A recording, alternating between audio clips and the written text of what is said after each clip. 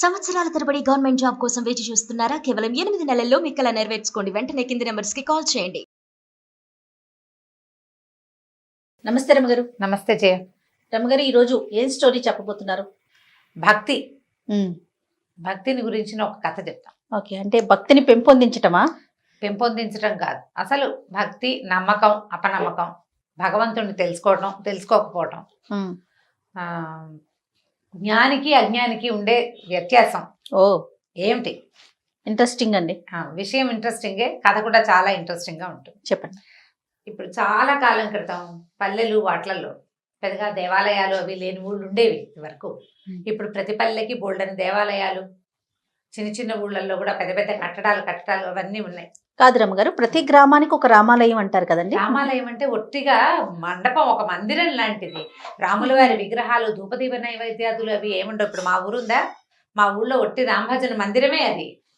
రామాలయం అంటే సీతారాముల లక్ష్మణుల విగ్రహాలు, ఇవి షోడశోపచారాలు చేయటాలు అవి చాలా తక్కువే చేయ. భజనలు ఉండేవి, రామ్ భజన చేస్తారు. మాకు 2 రామభజన మందిరాలు ఉండేవి. ఇప్పుడు కూడా అవే రామభజన మందిరాలు ఉన్నాయి. అక్కడ విగ్రహాలు ఏముండవు, ఏమి లేదు. 2 పటాలే, అక్కడో పటం ఇక్కడో పటం. ఇక్కడ కొన్ని జాతుల వాళ్ళు ఇక్కడ, కొన్ని జాతుల వాళ్ళు అక్కడ చేసుకోవడం. ఇప్పుడు ఒక మహాలక్ష్మి వారు, మా ఊళ్ళ అమ్మవారు వెలిసిన ఒక దేవాలయం ఉంది, మా వాళ్ళు కట్టింది అంతే. ఇది కూడా దేవాలయం అంటే పెద్దగా మనకి గోపురాలు అవి ఉన్నది ఏం కాదు. ఒక భక్తికి ఒక సులువైన మార్గం అంతే. భగవంతుని తలుచుకునేందుకు సులువైన మార్గాలు. ఇప్పుడు పల్లెటూళ్ళల్లో, కొండ కోనల్లో ఎక్కడుండేవి దేవాలయాలు? ఉండేవి కాదు.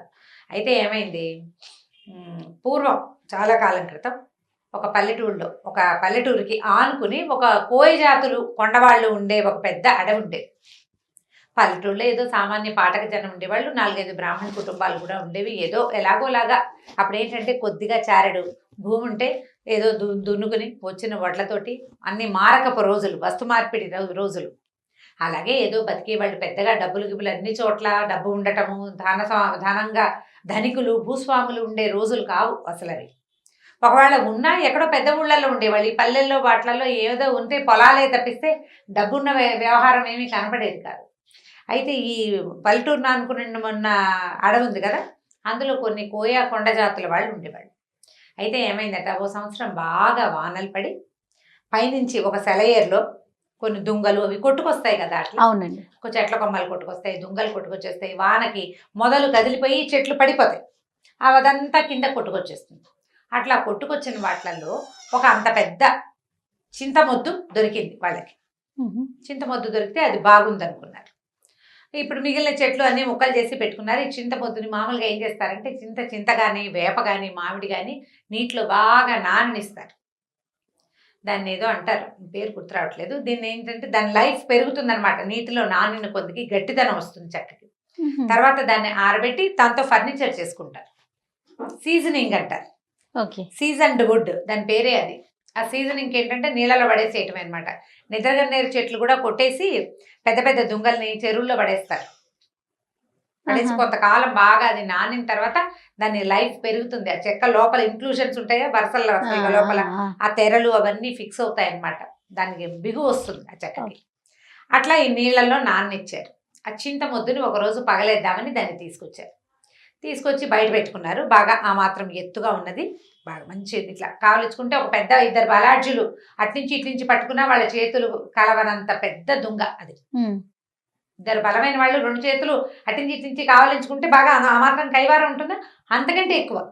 అంత పెద్దది, అంత పెద్ద దుంగ. అంత పెద్దదంటే చాలా మంచి వస్తువులు అవి బాగా తయారవుతాయి అని భావించారు. అయితే ఏం చేశారు, నీళ్ళ నుంచి బయటపడేసారు. కొద్దిగా ఆరాక దాన్ని పగలేయటానికి కొట్టేసరికల్లా ఏమైందంటే దానికి బార్క్ లాగా ఉంటుంది కదా, అది ఏమంటారు మన బెరడు, అది ఊడిపోయింది. అది ఊడిపోయి దుంగ కొంచెం పక్కకి వాలితే కింద అది పగలగొట్టడానికి దుంప దిగింది. ఒక కుర్రాళ్ళు కొంతమందికి నేల మీద పడుకున్నారు. ఒక కుర్రాడు నేల మీద పడుకుని ఇట్లా అలా చూసేసరికి ఆ దుంగకి ఇవి చెక్కల్లో ఒక రకమైన తెరలుగా ఒక డిజైన్ లాగా ఉంటుంది కదా, ఆ డిజైన్ ఎలా కనపడిందంటే దాని మీద ఉన్నది ఆ దుంగకి 2 కళ్ళు ఉన్నట్టు కనపడింది వాడికి. ఓ ఇది చూస్తోందిరా అన్నాడు. చూడటం ఏమిటి, దాన్ని నిలబెట్టారు. చూస్తే ఇట్లా నిలువుగా ఉన్న దుంగకి ఇట్లా 2 కళ్ళల్లే కనపడ్డాయి. అప్పుడు వాళ్ళు ఏమనుకున్నారు, ఎంత కొట్టినా కసుగందల చెక్క, ఇక్కడ బెరడు మాత్రం ఊడిందంతే. చూస్తున్నట్టుంది. చూస్తుంటే వాళ్ళకి సంతోషం వచ్చేసింది. ఈ దొంగని ఇది జేజి అని భావించారు. భావించి ఏం చేశారు, ఆ చెరువు పక్కనే ఎక్కడ సెలయేరు ఎక్కడ కిందకు వచ్చిందో దానికి కొంచెం పక్కగా ఆ తడి ఇవక లేకుండా చూసుకుని ఓ చోట నిలబెట్టారు. నిలబెట్టి బొట్టు పసుపు రాసి బొట్టు పెట్టుకున్నారు. అక్కడి నుంచి ఆ దొంగని జేజిగా భావించి రోజు దండం పెట్టుకోవటం మొదలుపెట్టారు. పసుపు రాసేవాళ్ళు, బొట్టు పెట్టేవాళ్ళు. ఏదో శుక్రవారాలు శనివారాలు ఏమీ తెలియదుగా వాళ్ళకి. అమాసలు పున్నాలు తెలుసు, కార్తెలు తెలుసు. ఆ ప్రకారంగా అప్పుడు ఆ కార్తెలు అమ్మవారికి చేయవలసిన కొలుపులు ఈ దొంగ జేజికే చేసుకునేవాళ్ళు వాళ్ళు. అయితే ఒకనాడు ఈ పక్కన పల్లెటూళ్ళలో బ్రాహ్మణ కుటుంబాలు ఉన్నాయి కదా, ఈ పల్లె నుంచి ఒక ఆయన అటు దారేపోతూ చూసి ఇట్లా నిలబడి ఉన్న అమ్మవారిలో ఒక శక్తి అతన్ని ఆయన ఆకర్షించింది. ఆ నేత్రాలు కూడా చూస్తున్నట్టుగా కనపడ్డాయి. వీళ్ళు పైగా చక్కగా పసుపు రాసి బొట్టు అది పెట్టేసరికి పైన బొట్టు కింద నేత్రాలతోటి చాలా ఆకర్షణీయంగా కనపడింది. ఆయన ఏమనుకున్నాడంటే ఏదో శక్తి వెలిసింది ఇక్కడని రోజు దీపం పెట్టేవాడు. ఏం పెద్ద విశేషం ఏం లేదు, వచ్చి దీపారాధన చేసేవాడు. ఏదో పండో ఫలమో పంచదారో పట్టుకొచ్చి పెట్టేవాడు. ఈ పల్లె వాళ్ళు ఉన్నారుగా కొండవాళ్ళు, వాళ్ళు కూడా ఏదో పెట్టేవాళ్ళు తెచ్చి. అక్కడి నుంచి కొలుపులు అంటే వాళ్ళు ఏవో బలేసేవాళ్ళు, ఆ బలులు వేస్తుండేవారు.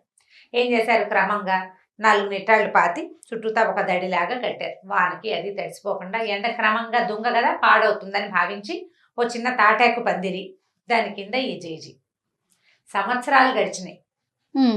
ఈ కొండవాళ్ళు పోయేవాళ్ళు అంటే అయ్యోరు రోజు రోజు పూజ చేస్తాడు కదా, అందుకని ఏం చేసేవాళ్ళు, ఈ అడవిలో పండిన వెదురు బియ్యము, పప్పు, ఉప్పు, బెల్లం వాళ్ళు మారకల్లో తెచ్చుకునేవాళ్ళు. అయ్యోరికి కూడా ఏదైనా ఇవ్వాలని భావించేవాళ్ళు. భావించి ఈయన కొద్దిగా సమర్పించేవాళ్ళు. డబ్బులు ఏం లేవు, కానీ భోజనానికి మాత్రం ఏర్పాటు జరిగిపోయేది బ్రాహ్మణుడికి. ఆయన రోజు వాన వంగుడు చలికాలం ఏదైనా సరే రావడం, ఖచ్చితంగా ఉదయకాలం దీపారాధన చేయటం నియమం. దీపం పెట్టేవాడు ఖచ్చితంగా. ఆ దీపం పెట్టడానికి ఓ ఏర్పాటు, అది ఆరిపోకుండా చుట్టూతా దడి ఇన్ని ఉన్నాయి కదా, ఇలా గడుస్తూ ఉండేది.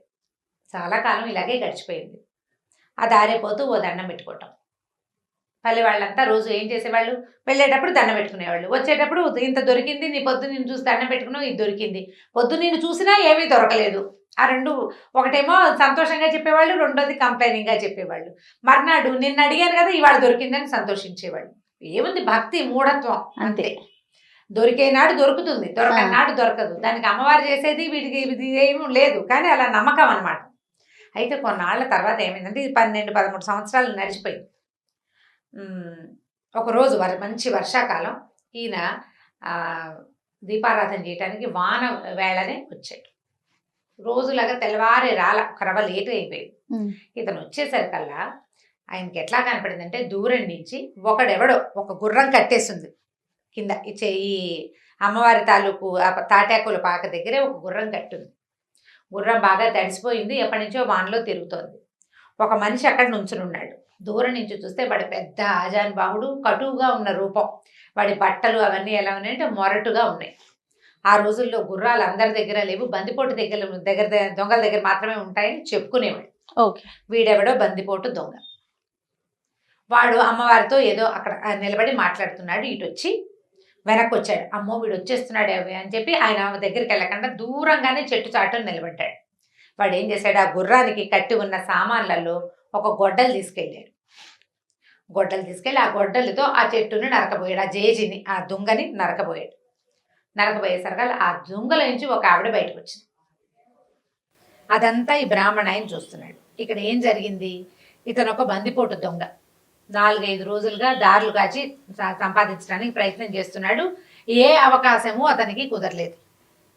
పోనీ 4 కట్టెలు కొట్టి ఇంటికి పట్టుకెళ్తే ఇంట్లో వాళ్ళు కాస్త కలువ గంజో తాగుతారంటే, వర్షాకాలం వాన విపరీతంగా, ఎక్కడా కట్టె లేదు, ఏమీ లేదు.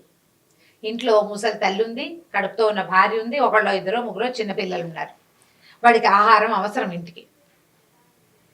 దొంగే వాడు ఇదంతా చూసి ఎక్కడ అడవిలో దొరక్క తిరిగి వెళ్ళిపోతూ ఈ దొంగను చూశాడు. ఈ కట్టడంలో ఉండి ఏమి తడి అంటూ అంటకుండా ఉన్నది, దీన్ని పగలేసి సగమైన గుర్రం మీద మోసుకెళ్ళిపోతే ఓ సంచి తెచ్చుకున్నాడు. గోన్ సంచి కూడా ఉంది వాడి దగ్గర. తడవకుండా పట్టుకెళ్ళిపోతే పట్నం పట్టుకెళ్ళి అమ్మేసుకోవచ్చు, ఇంట్లో వాళ్ళకి 4 నూకలు వస్తాయి, కాస్త 2 నూకలు కొనుక్కోవచ్చు. ఆ ఉద్దేశంతో అతను ఏం చేశాడు, ఇక్కడ ఏమి ఆ వస్తువు దొరికింది ఏమీ లేదు, పూజ జరుగుతోందని తెలిసింది, కానీ పూజ ఏమిటి దొంగకి, తను చేయడు ఆ పూజ, జస్ట్ చూశాడు అంతే. గొడ్డలు తీసుకొచ్చి నరకబోయాడు. నరకపోతే అందులోంచి అమ్మవారు లేచి బయటకు వచ్చింది. వీడికి కనపడుతోంది బ్రాహ్మణ ఆయన నిమిత్తలు ఉంచున్నాడు కదా పెద్ద మనిషి. ఈయనకి ఎలా కనపడింది? ఒక చామన్ ఛాయిగా ఎత్తుగా పెద్ద బొట్టు పెట్టుకుని, కొప్పు వెనకాల పువ్వులు అవి ఉన్నాయి, ఏదో ఒక నేర్చీర కట్టుకున్న ఒక నడి వయసు పాటక స్త్రీలాగా కనిపిస్తోంది. కానీ ఖచ్చితంగా దొంగలోంచే వచ్చింది. ఓ అప్పుడు ఆవిడ ఏం చేసింది?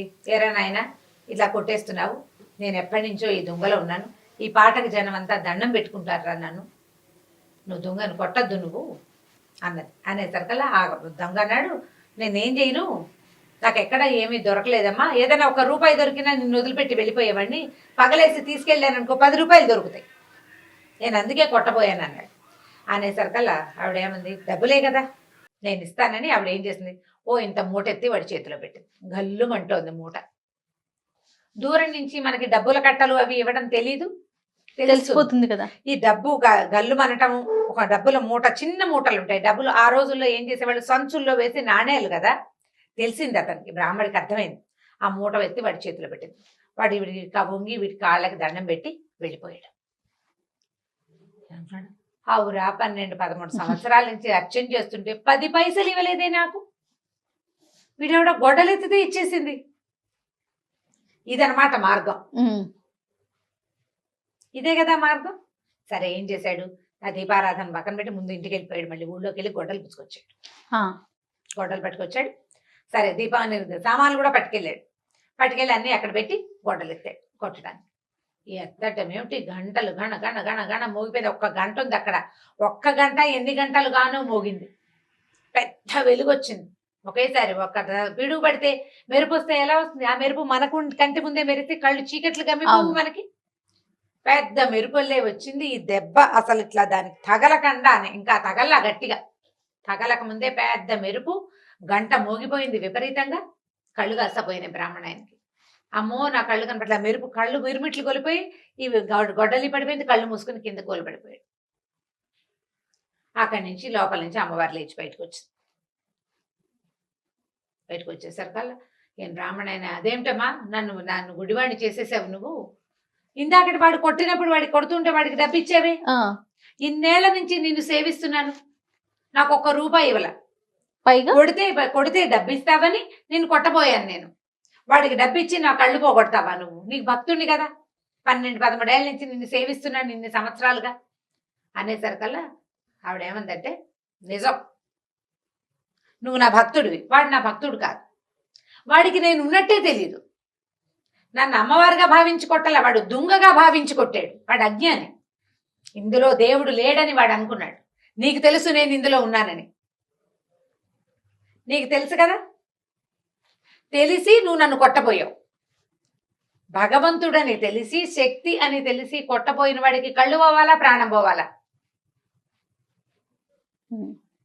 వాడు అజ్ఞానంతో చేశాడు, వాడికి తెలియదు అసలు నేనెవరో తెలియదు వాడికి.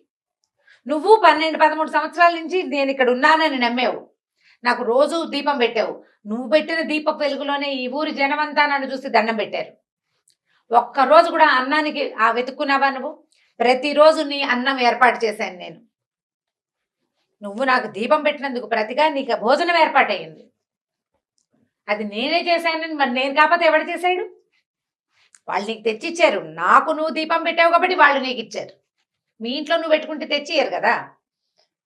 ఇప్పుడు వాడు అజ్ఞానంతో కొట్టాడు, వాడికి నేను వద్దన్నా కొడతాడు, నేను వాడిని ఏం చేయలేను, ఎందుకంటే వాడు నన్ను నమ్మడు అసలు, నేను తెలియదు వాడికి, నీకు తెలుసు, తెలిసి నువ్వు చేయొచ్చా ఈ పని,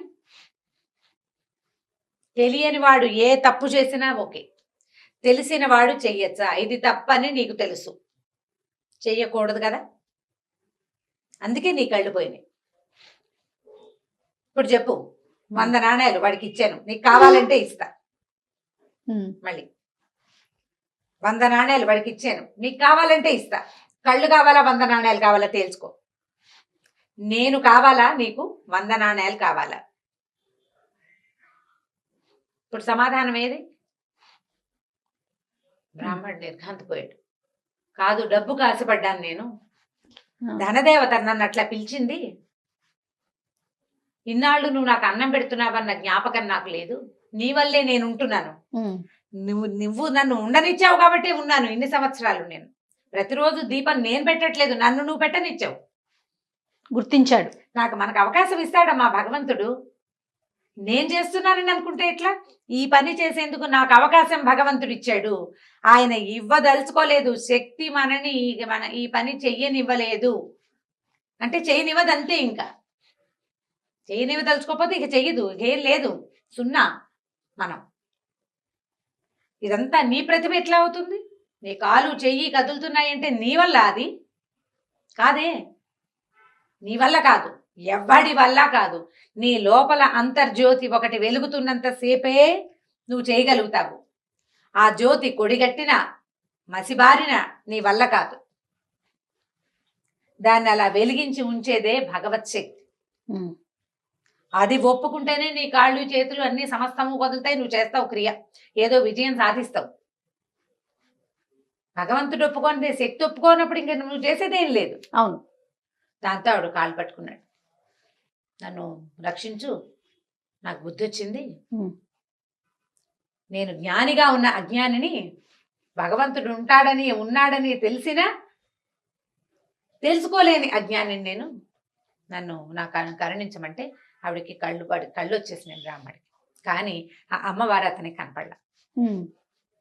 బతిమలాడుకున్నాడు, కనిపించమని. నాకు ఒక్కసారి కనపడు, దూరం నుంచి చూశాను నిన్ను దగ్గర నుంచి చూసే అవకాశం నాకు ఇవ్వు. ససేమిరకు మూవ్ అనలేదు. జీవితంలో అతను ఆ శక్తిని చూడలేడు. ఇప్పుడు అసలు అమ్మవారు ఒక శక్తిని ఈ చెక్కలో ఉందని వాళ్ళు పూజిస్తున్నారని తెలియని అజ్ఞాని, ఒక దారులు కాచే దొంగవాడికి సాధారణంగా మనిషి రూపంలో ప్రత్యక్షమయ్యి వాడితో మాట్లాడి వాడిని నెమ్మదిపరిచి వాడికి కావాల్సిన డబ్బులు ఇచ్చి ఈ పని చేయబోక అని చెప్పి పంపించేసింది. ఇన్ని సంవత్సరాలుగా పూజ చేస్తున్న వాడికి ఎప్పటికీ వాడికి అవకాశం కనిపించదు. ఆ మనిషికి అవకాశం లేదా, బ్రాహ్మడికి ఆ అవకాశం ఇవ్వకుండానే అమ్మవారు లోపలికి వెళ్ళిపోయి ఆ తర్వాత ఎప్పుడూ ఎవ్వరికీ కనపడలేదట. కానీ పూజ మాత్రం జరుగుతూనే ఉండేది, పూజ జరిగేది. ఈ నిదర్శనం ప్రపంచానికి తెలిసింది. ఆ నిదర్శనానికి ప్రత్యక్ష సాక్షి అయిన బ్రాహ్మడికి మాత్రం అమ్మ తాలూకు సారూప దర్శనం, సహజంగా ఉన్న రూపంలో ఉన్న దర్శనం ఆమె ఎట్లా కనపడుతుంది అతను ఎప్పటికీ చూడలేకపోయాడు, తెలుసుకోలేకపోయాడు. మనం ఏదైనా తప్పు అని మన లోపల తెలిస్తే అది చేయకూడదు. శక్తి ఉంది, ఏది కనపడదే, అలా ఉంటుందా ఇలా ఉంటుందా, కనపడదే అని అడగకూడదు. దాని స్వరూపాన్ని నీకు ఒకసారి అర్థమైతే నీ లోపల తెలుసుకోవడానికి ప్రయత్నించాలి. మనసులో ఆ జ్ఞాన దృష్టితోటి తెలుసుకోవాలి. సాకారమైన రూపంలో చూడాల్సిందేనని, నువ్వు కనపట్టలేదు కాబట్టి లేదని ఇలాంటి మాటలు మాట్లాడకూడదు. నీకు నమ్మకం ఉంటే, నీకు తెలియకపోతే వేరే కదా. నమ్మకం లేదు అని ఎవడు చెప్పడు, ఒకవేళ చెప్పినా అది అబద్ధం చెప్తున్నట్టే. అది అబద్ధం చెప్తే ఇప్పుడు ఉన్నాయి కొంతమంది చూడండి వితండవాదం చేస్తా ఉంటారు, ఏది ఎక్కడుంది, ఇక్కడుందా, అక్కడుందా, చూపించండి అని. ఇలాంటి వాళ్ళకి ఇలాంటి కథ నిజంగా చెంప పెట్టే కదా. మన శరీరంలో ప్రాణం ఎక్కడుందో ఒక చోట నువ్వు చూపించు, నువ్వు చేయలేదు. అది ఇందులో ఒక్క పదార్థం నువ్వు చేసింది కాదు. నీ శరీరంలో నువ్వు పైన గోళ్ళకి రంగేస్తావు, ఏది గోరు మొలిపించు, నీ వల్ల అవుతుందా? గోరింటాకు గోళ్ళని పెట్టుకుంటాం, ఈ చర్మం తెప్పించు ఎక్కడి నుంచి అయినా. చర్మం దానంతటది తెచ్చుకుంటుంది. రిపేరబుల్ పొజిషన్లో ఉంటే బాడీ దాన్ని రిపేర్ చేసుకుంటుంది, అది ఎవ్వరూ చేయలేరు.